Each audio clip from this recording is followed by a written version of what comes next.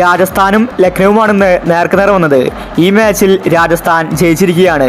ലക്നൗ 220 റൺസാണ് എടുത്തിട്ടുണ്ടായിരുന്നത്. എന്നാൽ മറുപടി ബാറ്റിങ്ങിൽ രാജസ്ഥാൻ തിരിച്ചടിച്ചു. രാജസ്ഥാൻ എന്ന് ജയിച്ചപ്പോൾ പോയിന്റ് ടേബിളിൽ വലിയ മാറ്റങ്ങളാണ് വന്നിരിക്കുന്നത്.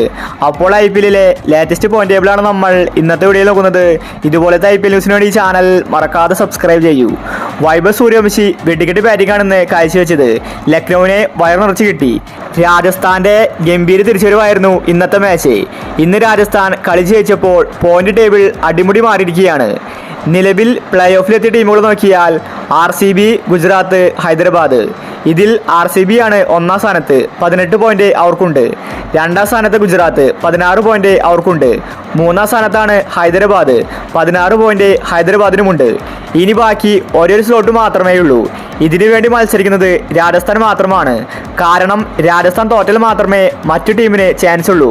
അതായത് രാജസ്ഥാൻ മാത്രമേ ഇനി 16 പോയിന്റ് നേടാൻ സാധിക്കൂ. അതുകൊണ്ട് രാജസ്ഥാന് എതിരാളികളില്ല. അടുത്ത മാച്ച് ജയിച്ചാൽ രാജസ്ഥാനായിരിക്കും പ്ലേ ഓഫിലെത്തുന്നത്. ഒരു ടീമിനെയും കാര്യം നോക്കേണ്ട ആവശ്യമില്ല. ഇന്ന് ജയിച്ചപ്പോൾ 14 പോയിന്റ് രാജസ്ഥാന് ആയിട്ടുണ്ട്. അവരാണ് ടോപ്പ് 4-ൽ.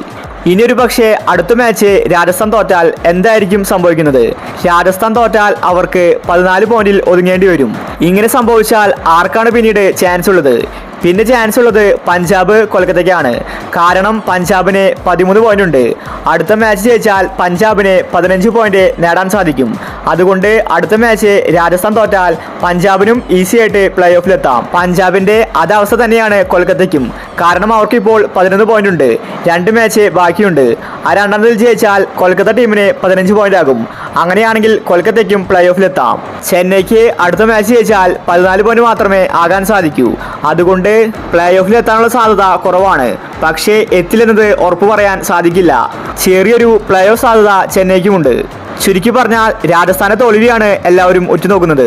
അപ്പോൾ ഇതുപോലത്തെ IPL ന്യൂസിന് വേണ്ടി ഈ ചാനൽ മറക്കാതെ സബ്സ്ക്രൈബ് ചെയ്യൂ.